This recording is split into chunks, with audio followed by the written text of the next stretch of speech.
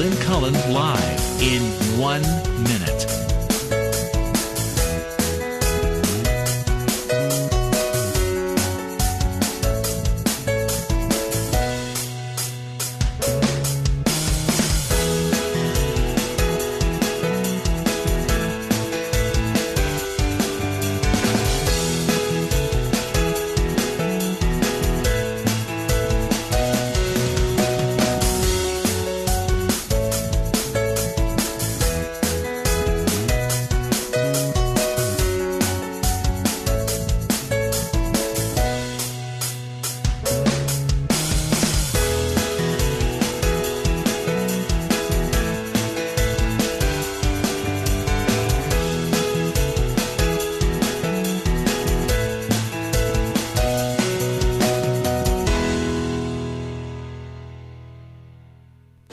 Welcome to Lynn Cullen Live at pghcitypaper.com. Email your questions and comments to Lynn at pghcitypaper.com. Hello there, and welcome to the Thursday edition of the Lynn Cullen Live program. In fact, it is the last Thursday edition in the month of September. Tom Sokolowski will not be here today, nor will he be here next week. And so just you and me and these glorious blue skies, gorgeous temperatures, and I hope a good day for you. I hope a good hour for us, too, if you spend that time with me. Let's see here. I'm loath... I'm loath to start with any of the things I have here. Oh, let me just... As you know, I don't often watch television news. But last night I did have on NBC, and so I saw their news. And they promoted the fact that they were going to show us, take us inside the massacres in Kenya and at the Naval Yard. And I thought, I don't want to go inside. I don't need to, and I don't want to. And I told myself, just watch what it is they're going to show you so you can see how this coverage of these kinds of events is going to ratchet up. It didn't used to be. You know, we weren't inside Columbine. We weren't inside Sandy Hook. We weren't inside the Aurora Theater. We weren't inside the Sikh temple. We'd go on and on and on and on.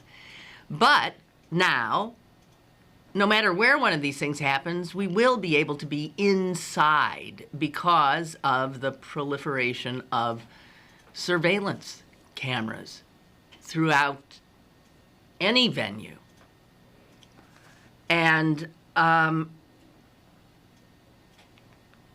this is, the technology is just pulling us into an unimaginable kind of a world. And whether we want to be in it or not, it really doesn't make much difference because this is what it will be. What purpose is served, journalistic purpose, is served by video which allows us to see the gunman in the Naval Yard massacre, this lone man who we now know. I mean, I look at him, the video, and I feel my heart in many ways goes out to him. I see a young man literally bedeviled by voices in his head and total mental illness. He's paranoid schizophrenic, thinking, his brain is being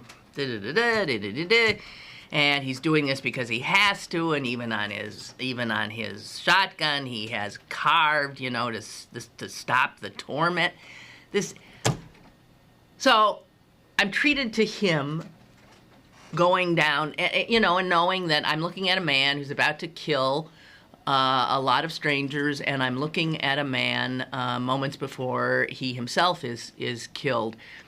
I know the story. Oh, now he is going down the steps, looking in doorways. Now, of course, they clean it up for us. So they do not show him actually gunning anybody down. But there's something unnecessary, certainly, and voyeuristic in the extreme, certainly, of being able to go inside the massacre. So because of people with cell phones and a video who might be trapped inside, the kind of video we get now and is accessible to news organizations and everybody and can be immediately disseminated on the internet, can bring us all into these situations. I do want to ask, what purpose is served? What purpose is served? There are so many things happening in the news right now that it would be a good idea for a newscast to help us understand. This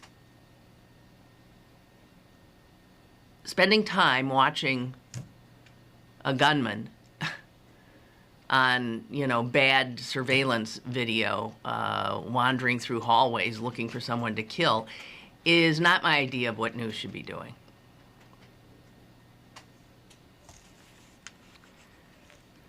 And so, welcome to the world. The lead will take you inside the massacres in the mall in Nairobi and in the Naval Yard in... It is one step removed from Carnival Barker, P.T. Barnum, come on in, we'll take you inside here and see the two-headed woman, right? What is the difference?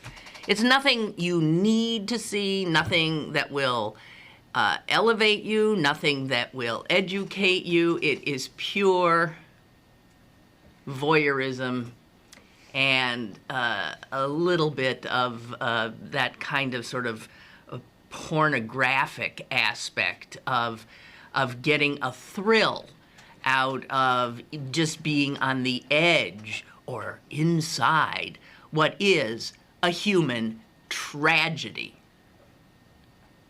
I don't get it, don't like it, sick to death of it, and then I forget what it was I was watching. I was also, I think, on the news, and they plugged that they were going to do a story on how car manufacturers are putting more and more and more technological gizmos into our car to facilitate our ability to take care of business while driving. Now, anybody knows that taking care of business while driving does not seem like a good idea, since driving is in and of itself an extremely important business to focus on, right? So that while you are driving, you should not be attending to other business. And car manufacturers are increasingly coming out with stuff that will help you deal with stuff on your computer, on all the gizmos, in this and that. And we know that distracted driving is already getting to be a large problem. And the auto companies are here to tell us we're going to make it even more so. But as I listened to it, I thought, you know what? Wait a minute, because all of this, again, technologically driven. So I thought to myself, I will predict, and we must write it down. Is anyone going to write it down? I'll write it down. Mm-hmm. That in 10 years, I absolutely have no doubt of this. Within 10 years, so what's that? 2023. 2023, guys. 2023. We will not be driving our cars. Okay? That's all I want to say. It's quite clear now where cars are going. There was something on the news about they were turning some kind of bomber into a drone. So these fighter bombers are going to fly themselves. We know there is the technology already out there for cars to drive themselves. And I think my prediction of 10 years is probably, ridiculously over the, if I were gutsy, I'd say in 7 years. Because that is what will happen. So cars will be different. Cars will be something you sit in, and they will drive you. You will program where you're going. They will drive you, and then you will be free to sit in this little module doing your business on your computer, doing your nails. I don't care what you want to do, sleeping, whatever. But that is what is going to be happening while all these little cars zip around. And ideally, that's what needs to happen, because quite clearly, drivers and this multitasking that we're constantly into are not paying as much attention as they used to, and it is getting dangerous. So technology will first of all make us unsafe by distracting us while driving, and then it'll come full circle and keep us from driving while we're doing all those things that used to distract us from it. It's a no-brainer. It will happen. 10 years. That's my prediction. Hello. You hung up? Here we go. Oh, caller? Hi.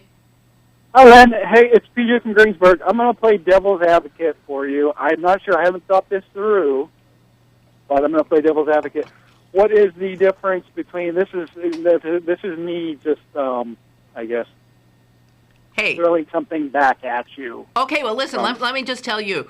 So here it is. Wait, PJ. What's the difference between the Nairobi video and the falling man photograph that you wanted everybody to see and were upset that they removed from the paper? And I'll just throw that out there. I don't have any. I haven't thought it through, but that's what came to mind. So I'll let you go off on that. Okay. Thanks. Okay. Thanks. Okay. Gee, that would be like an unwelcome test question on a final exam. Okay, so he's saying, okay, I'm acting so horrified and appalled that we're taking behind the scenes in the mall, in the Naval Yard, but what's the difference between that and how I was arguing for why are we not allowed to see the falling bodies on 9/11? Okay, guys, another call. Go ahead. Hello, Lynn. How you doing today? I'm doing great, thank you. I just have a couple comments. When you were talking about all these killings, this is just going to continue to go on until we don't need more SWAT teams. We don't need state-of-the-art technology. We need to get rid of the guns in the United States. They've proven with studies, less guns, less deaths. More guns, more deaths. Simple as that. Until we do that, we're not going to change anything in this country. We got to get that out of our mind. Another thing, the Republican Party always brings up this constitutional bullshit. Well, let me tell you what, if we went by the Constitution, we would not have a standing army. Have a good day. You too. We ain't going to get rid of the guns. I not until we become, the only way that's going to happen is if, in fact, the nation becomes a total kind of despotic regime and all guns are taken from absolutely everybody in the exact fears of the NRA nuts. That's my sense. as for PJ, I mean, PJ, that's, you hadn't thought it out because it's because it hurts your head to try to think it. You just throw it in my lap. Thanks a lot. And I was trying to say to you before you threw that at me, because you were saying, I haven't thought this out. I was going to say to you, well, what the hell do you think I do every day when I'm sitting here talking? I start talking. I haven't thought things out often. I'm just babbling off the top of my head, so let me continue to do so. The first thing that hits me about the difference between the video of those who leapt to their deaths on 9/11 as opposed to this video inside the killing fields at the Naval Yard and or the mall in Kenya, to me would be, again, it's the first thing that occurred to me, the people jumping to their deaths were, I hate to tell you this, by virtue of doing what they did, they were in the public sphere. They were out there. There it was. No one had to be taken behind the scenes to witness that. Thousands and thousands of New Yorkers witnessed that. Photos were taken and initially disseminated. And then everybody said this is too horrific. It touched something very primitive in us, terrified us, and we decided it was impossible to look at, and something was wrong with that picture. Which is really why I brought it up in the first time. Why? Why? That's a strange question to me. I think apples and apples would be more. Let us say there was video from security cameras inside the World Trade Center, which were able to, disseminate their video to another exterior source so that it was saved when the buildings collapsed. And you could see what was happening inside those towers. The terror, the whatever. No, we would not want to see that, nor should we see that. Do you think? Just as even yesterday when they brought us inside, they did not show us any of the actual killing. It was sanitized. So what is the purpose of bringing us inside? I don't understand it. It's we're able to look at the perps because we don't care about them, but we shield ourselves from the victims. I don't get it. I don't know. So if you're trying to, I don't know. And that's a big question you threw at me, and I'll have to maybe give it more thought. But I don't know. Here's what I do know for sure. In 10 years, in 2023, if we're all lucky to be here and be able to be talking about it, we cannot conceive of how we will be living. In just 10 years. I was having a conversation with my 21-year-old son about this kind of thing. And he was sort of making fun of me for not quite understanding how to do this with this gizmo and that with that gizmo. And I said, listen, honey, I grew up, when push-button phones came in, that was beyond belief in my lifetime. When television got color, and when I said, through all our lives, these changes come and seem awesome. But the speed with which they're coming has grown exponentially. And so now we are being asked to turn on a dime and understand these things and get them in our heads and keep our balance at such a pace that and the older you are, the less comfortable you tend to be because you came of age in another reality. And I said, and because you came of age already with computers and with screens and with buttons and controls and all of that, this is the world that you understand. So you're much more adept, obviously. But I told him, make no mistake, the same thing's going to happen to you, because you and your generation are going to be asked to, because it won't stop speeding up. You guys are going to be asked to, adjust to a new world every 3 weeks.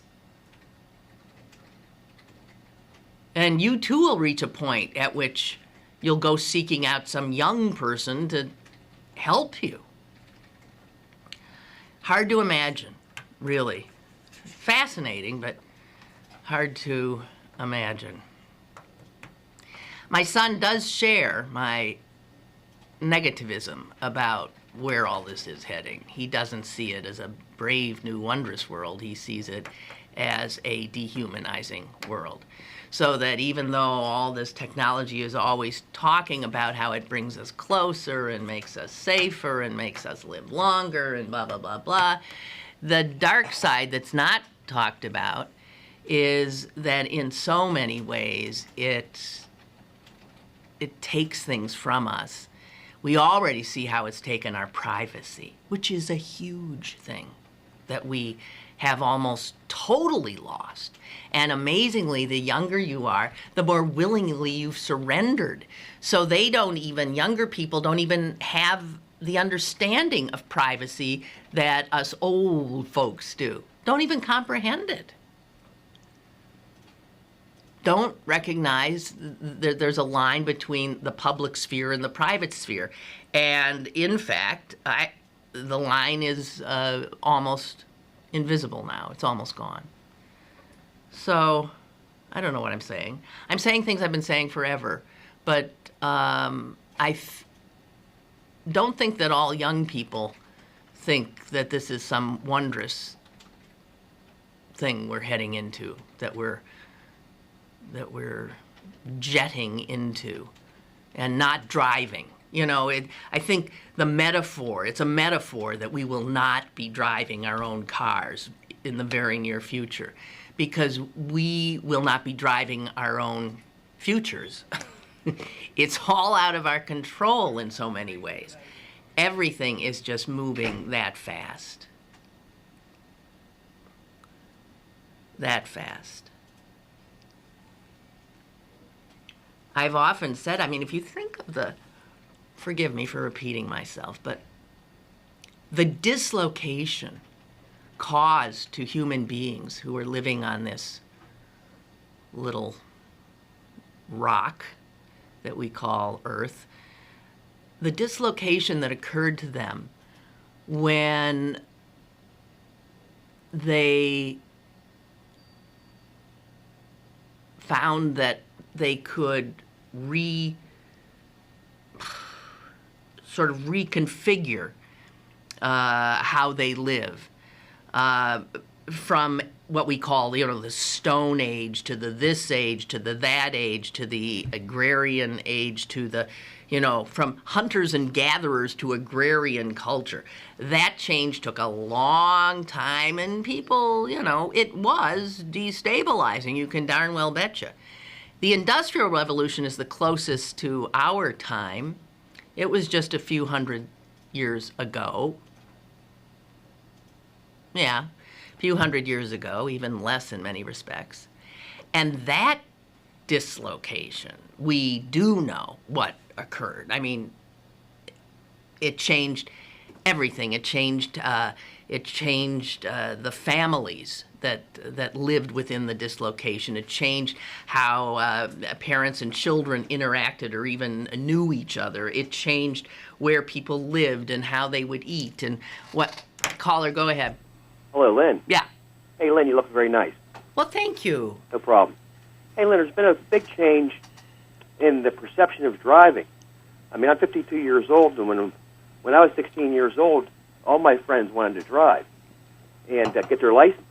Right now, the 16-year-olds don't give a rat's butt about getting the driver's license. Isn't that odd? So, that's change in, culturally, and, But tell me why that is. Why don't they? Because they're used to their mommies and daddies driving them around? The helicopter parents of my generation have made it so that mommy and daddy will take you everywhere. You don't have to do anything. We'll put you on a pedestal and drive you around. You don't have to do anything. I think that is what it is. So you will be driven. Yes. You do not have to drive. You don't have to do anything. You don't have to work. You don't have to drive.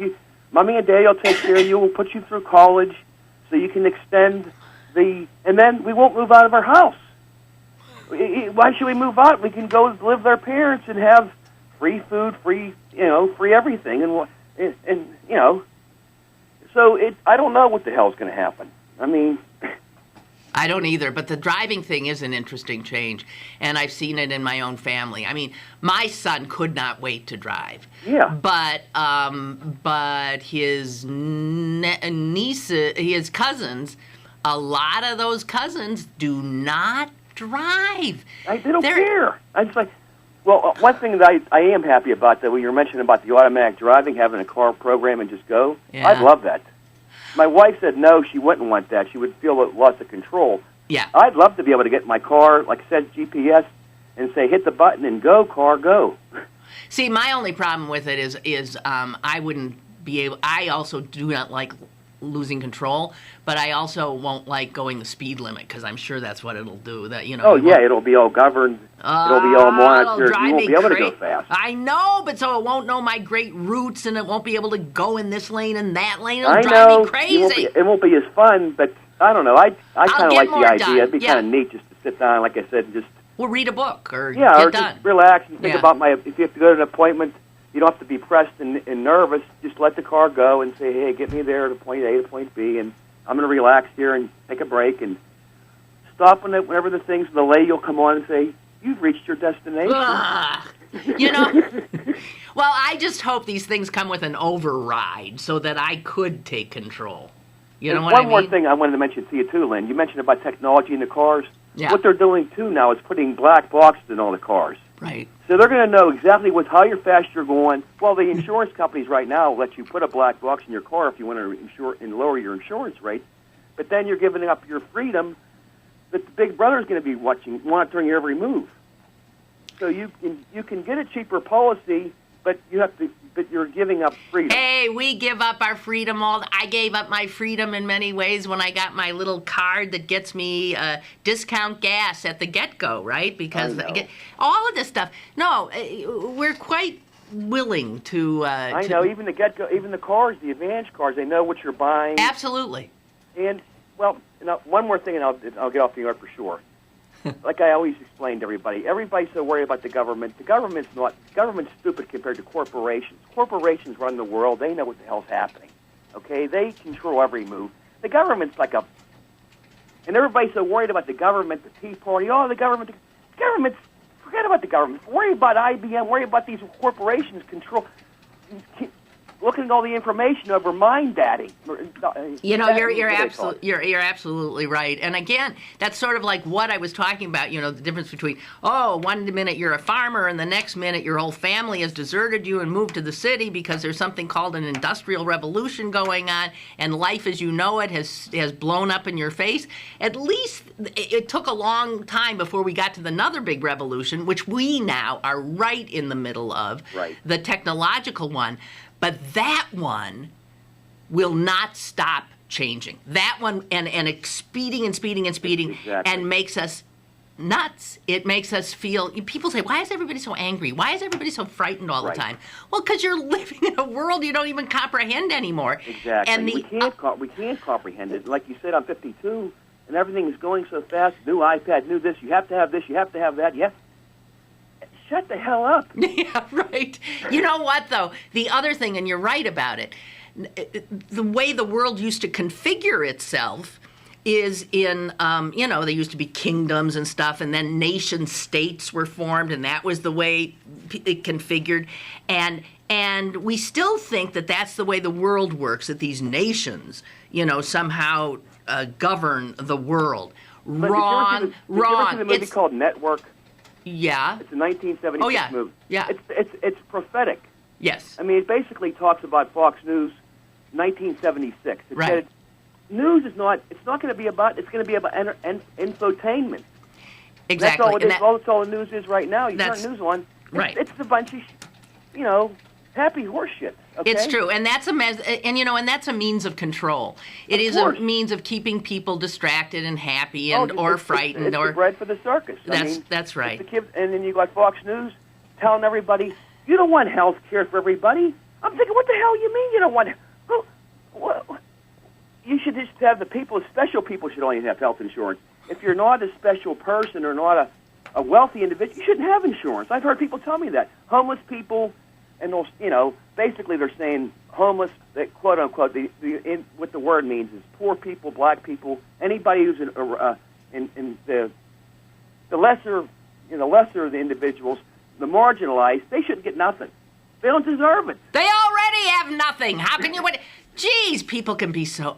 People who are like that those are the people that need to, be gotten rid of. Like Benny Hinn, your like friend. Benny Hinn, my friend. Okay. Thanks, Lynn. You're welcome. Thank you. Bye-bye now. Bye. But just finishing my thought, and then I got to get to a break, it's not nation states that, we're in another transition in that it's not nation states that are the be-all and end-all in terms of power on Earth, although they certainly are in many ways. It is in many ways the multinational corporations because they have so much power over nation states in large part because they transcend all those boundaries.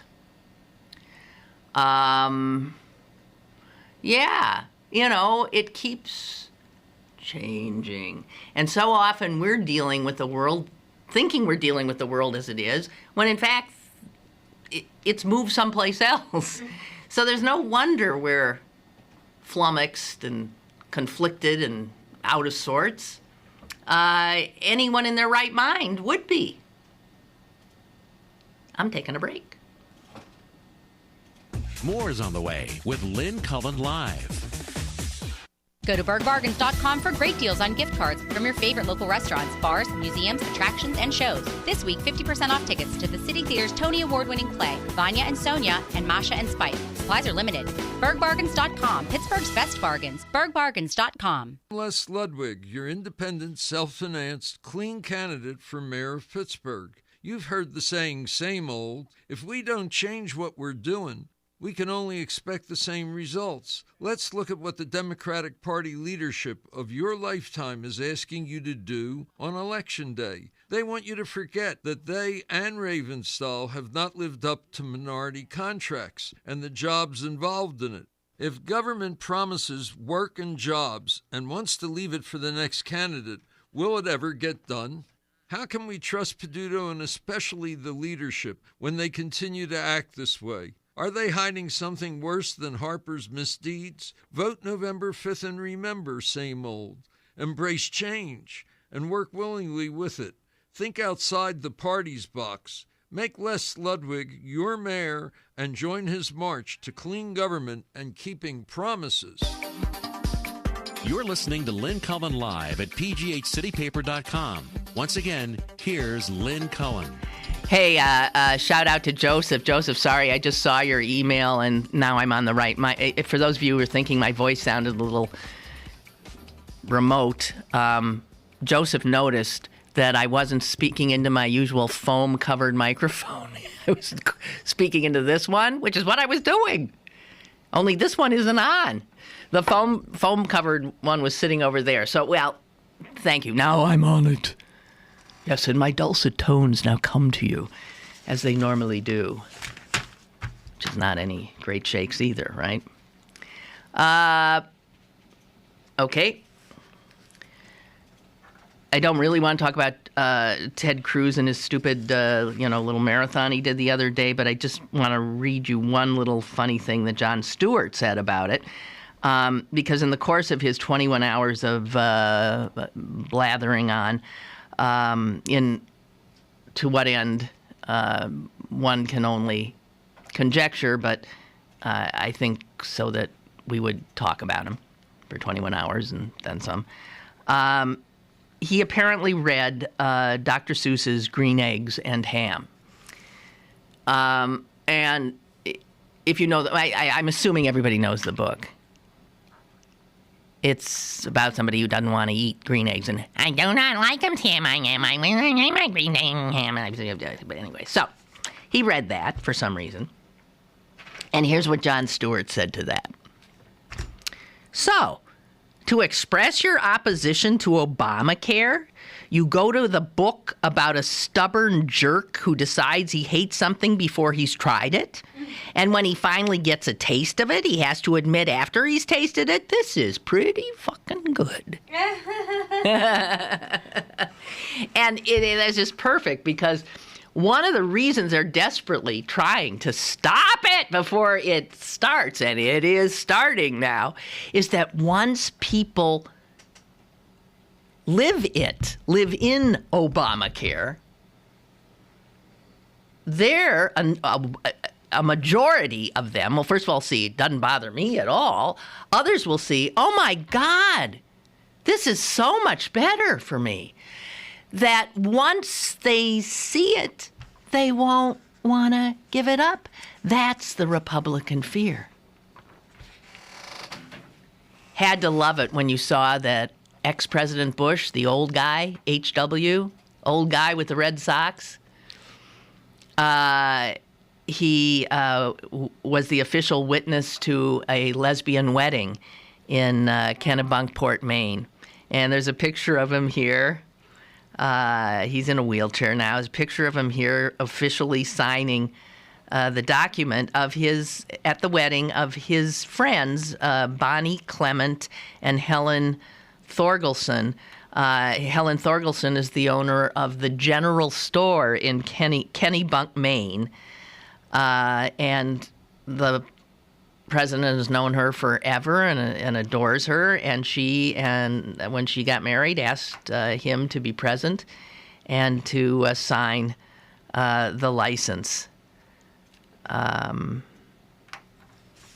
So there you have it. And that's a good thing about time marching on, right? In some respects, while there's things we're losing, there's some loss of humanity, like I was saying, of our privacy and this and that, but something like that. Again, I'll do my 10-year thing. 10 years ago, if I were to tell you that H.W. Bush was the official witness to a lesbian marriage in Maine, would you say, what? Well, there it is. Now, I hesitate to do this, but I'm going to just to give other, because I know a lot of you don't like the religious talk, but we had an interesting thing yesterday where Ray, good Catholic, through a metaphor, attempted to explain to me the Trinity, which is something that that is very difficult for my Jewish brain to get around. But he did a pretty good job with his explanation. And I just have to say this. I don't want to get into a big conversation, but Ray, you have been rebutted, kind of, by somebody else who has written something pretty darn good. And so we'll keep, if you want to, she said, stuttering and saying nothing. What this tells me, which I just love, is how smart you guys are. And this is what I was talking about yesterday. I think I thanked you, and I did it quite sincerely. Thank you for educating me over the years, for being part of a conversation that I covet and I need and I hunger for, to have interesting conversation with people. Doesn't have to always be, heavy. I love, as you know, to have fun and to laugh a lot. But here, this is just an interesting rebut that came in. And for those of you who heard the first one, I'm going to treat you to the second, which comes from David DeAngelo of Two Political Junkies, okay, who's also been a guest on this show. Lynn, he says, speaking as an agnostic, let me just say it regarding Ray's take on the Holy Spirit, blah, blah, blah. Because, no, never mind. And here's what he says. And this is so beyond me, because here's guys who took philosophy talking to each other. As far as I can tell, and I could very well be wrong about this, as my knowledge of the history of philosophy is shoddy at best, Ray was mixing a Platonic ontology, the perfect apple being known and compared with all of the imperfect examples we have around us, with a quasi-Nietzschean metaphysics of godhood, that within each of us is a map of the universe, and by reflecting on each other's maps, we find the godhood in all of us, or something like that. And he was taking all this and putting it into something more or less devoid of any factual information. Well, you aren't going to get a lot of factual information when we're talking about faith and the construction of a metaphor in which people construct their faith. Okay, I'll keep going. It's fine, David writes, if he's comfortable with the religious metaphor he's constructed, but that's all it is. It's a metaphor. It's a complicated explanation used to fill in the blanks of another complicated explanation. If it settles some confusion about the Trinity, that's fine. But once you start to look at his explanation, it just opens up lots more complications. On the other hand, I don't have a better explanation of the Holy Spirit other than to accept its existential inconsistencies as part of my larger explanation as to why agnosticism makes much more sense to me. But that's it, and that's all I got. Okay, well, agnosticism makes much more sense to me, too. That's where my head is comfortable. And just so we're clear, agnostics do not deny the existence of a God, whatever that means, but they sure as hell don't necessarily believe it. And they know they can't prove their point, and you guys can't prove yours. And so the agnostics are more willing to, I think, live in the scary place of unknowingness, of uncertainty, of chaos. And it's harder to live there. But I think a lot of agnostics think we're living in reality when we're living there, when we just flat out say, I don't know what's going on. And neither do you. And I know there are these brilliant minds throughout the ages who have come up with wondrous ideas to help order this scary, unknowable chaos we find ourselves in. And again, I think that in many cases has served us well. It also has caused a lot of trouble, as you know. So I don't know. I'm comfortably agnostic. That sort of takes in all possibilities. An agnostic, if they get desperate enough, can pray, and an agnostic can also sometimes get comfortable enough to just accept unknowingness. So, that'd be it. Oh my. Didn't I just take a break? Like 15 minutes. 15 minutes ago? I'm sorry, I took that one late. Let me get this one in sort of on time, and then we'll be back with a final go-round. Okay? Stick around for more with Lynn Cullen Live after this. This week's Pittsburgh City Paper featuring your 2013 Pittsburgh Pirates is available now. Pick up one today for our special education guide pullout. Plus, We Are Family, Neil Walker, Frank Coonley, Stephen Lynch, Marie Schwinnar, and Joe Satriani. Pittsburgh City Paper, available at over 1,700 locations throughout Western Pennsylvania and on the web at pghcitypaper.com and on your smartphone with GPS-enabled listings at citypapermobile.com. Come to Little's for all of your back-to-school needs. Little's has everything for all ages to stay in style for this upcoming school season. Check out the large selection from Doc Marten, Steve Madden, UGG, Clark's, Lely Kelly, New Balance, and much, much more. Don't forget to come visit this season's colorful handbag selection as well. Little Shoes, Pittsburgh's largest family shoe store, 5850 Forbes Avenue in Squirrel Hill.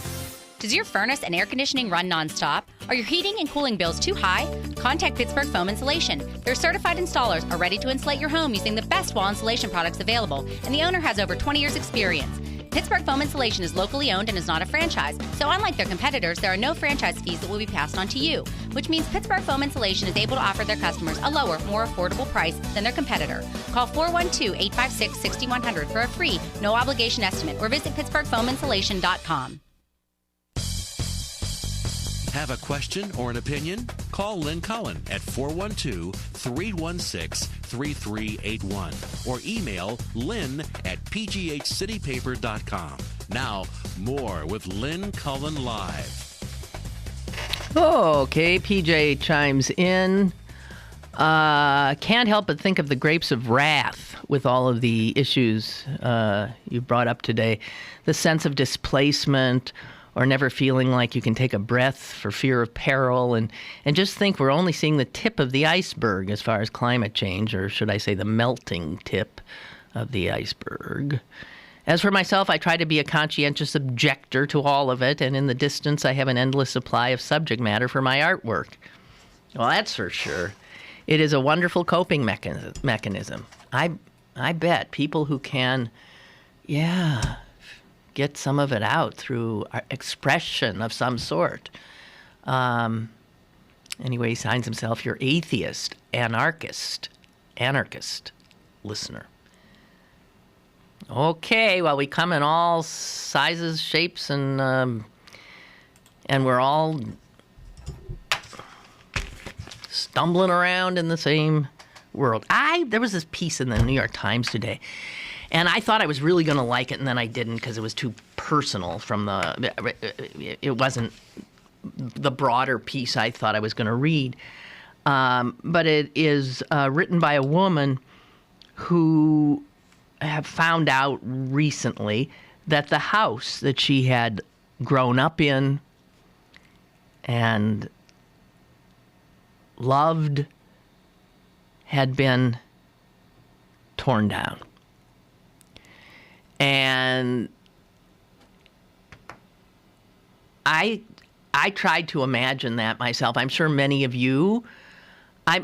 Here's where I do start blah, blah, blah, blah, about this, because I can't imagine this.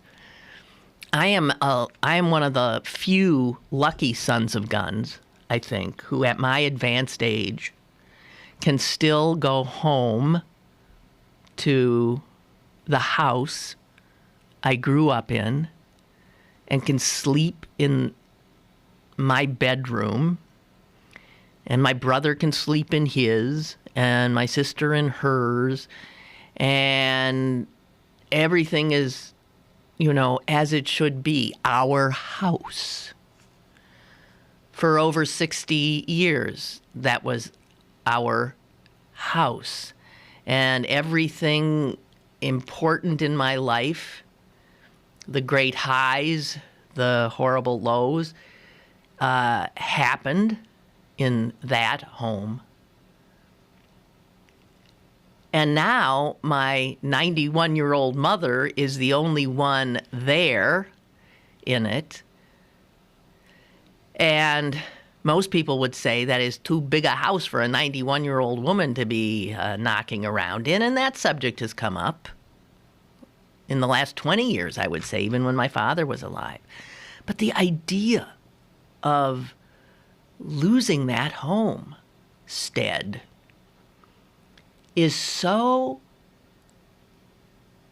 awful to contemplate for all of us in the family that we have been unwilling to let it go. But that will come. Other than my mother, none of us live in Green Bay, Wisconsin. There is no reason to own a home in Green Bay, Wisconsin, once she is not there. And yet, we're still unable. We still have these conversations. Well, we could just, we'll just keep it. We're not going to sell it, and then we can go there for family. And I'm thinking, this is insanity. But a home, it shows how much a home, these environs, walls, rooms, configurations of rooms, where all the ghosts are, where all the memories reside. I know they really reside in our heads, but that physical construct has such power, and to lose it. My guess is I'm talking to people who've already been there, mostly. I think I'm a very rare individual at this age to have that home still available.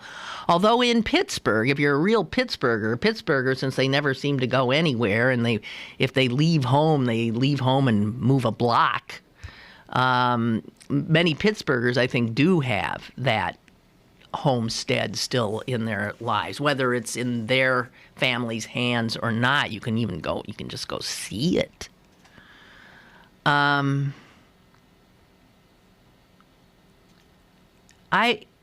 What a home means, what that means. I once, when I went with my mother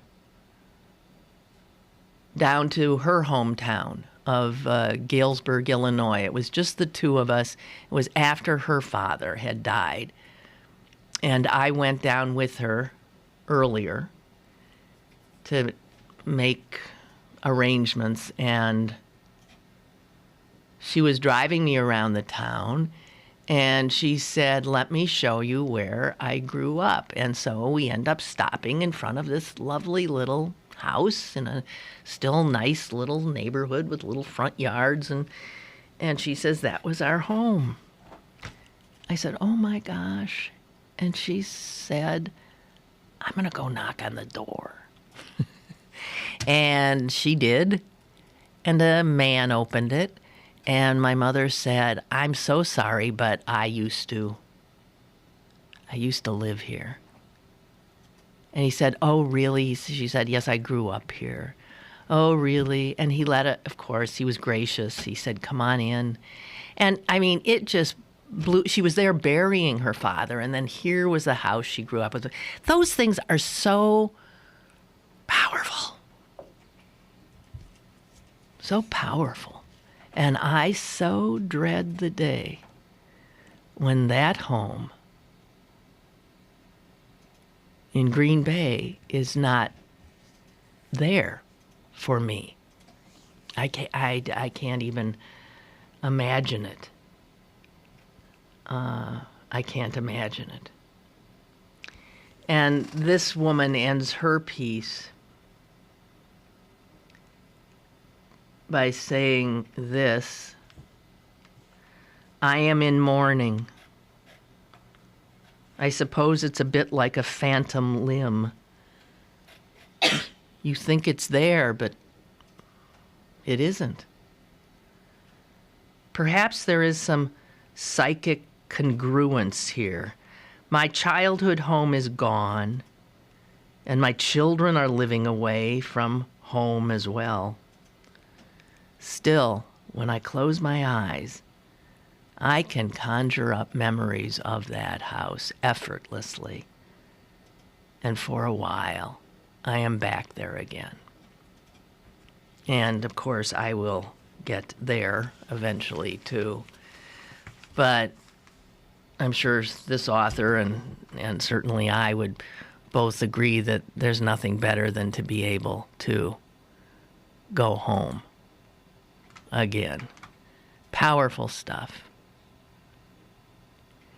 When I bought the first home I bought in Pittsburgh, it was in Shadyside, and this is about 25 years ago.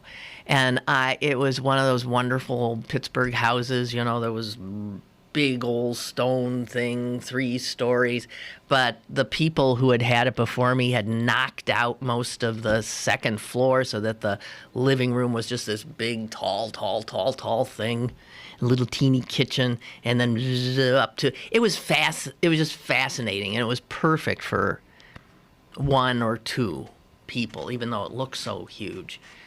And when I moved in, the realtor told me that the woman who had lived here the longest, who in fact had raised her family in this house and lived there for maybe 60-some years, was living just down at the end of the block in an apartment building. And she was very, very old. And the realtor said, I'm sure she would love to see what's happened to her house. I said, are you sure she'd want to see that they knocked out things and did all this kind of modernization to it? She said, oh, she's a sweet old woman. I bet if you ever went to see her, she would love it. So I made a point of going down and seeking her out and brought her back to her home. And I'll never forget how she walked into the living room. And she recognized it because, there was the fireplace, there was the lovely window seat and the leaded glass windows, and there was the stairs. But she looked up and she said, oh, she said, I gave birth to my first son, right up there. So whoever had it before me, had taken out the bedroom where she had given birth. But she loved it. She loved being able to be in there again. The power of place.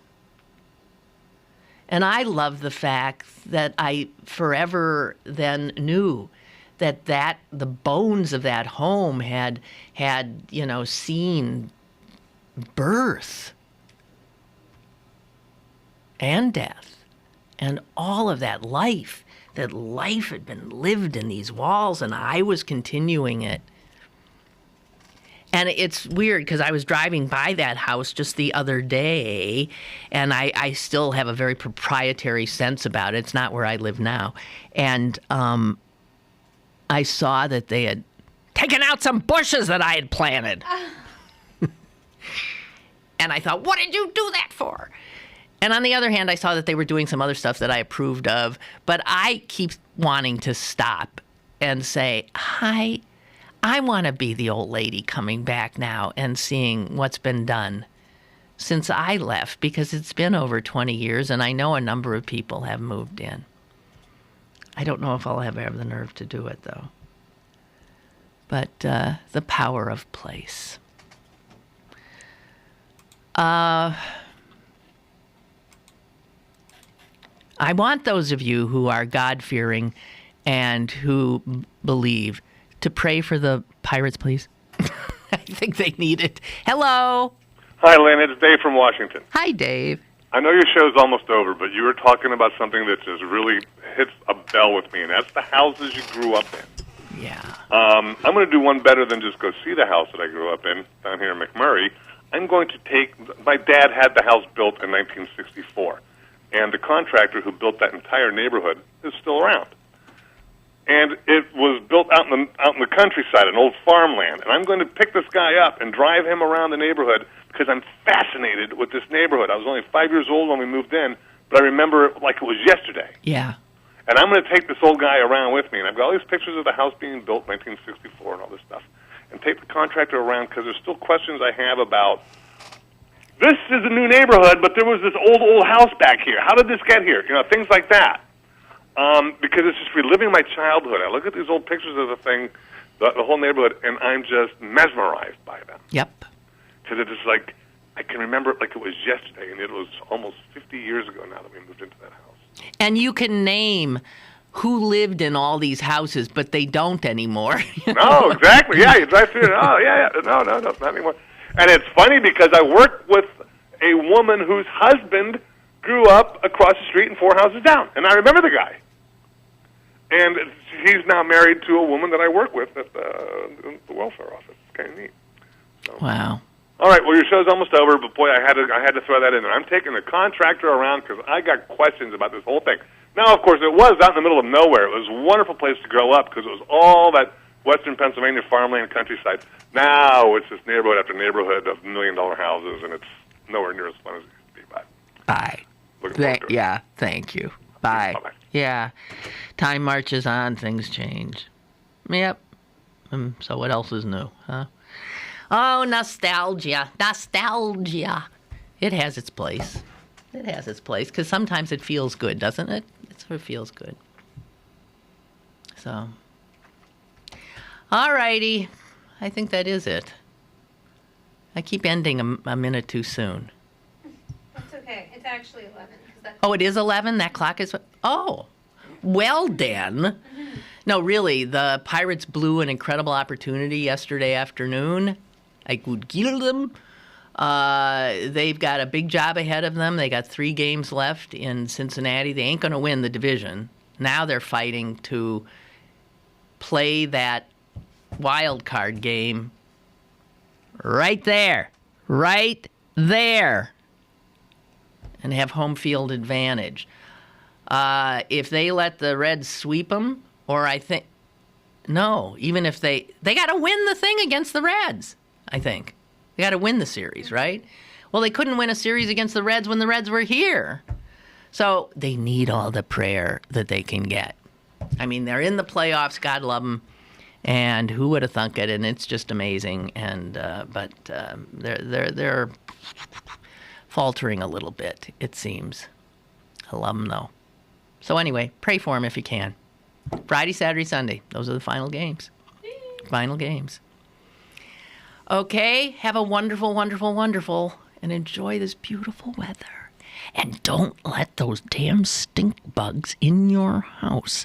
They are very stealthily hanging around, just waiting for you to open a door or open a window, and psst, they slip in. I'm telling you, I probably have hundreds in already, and I have been vigilant. Watch out for the stink bugs. Toodaloo.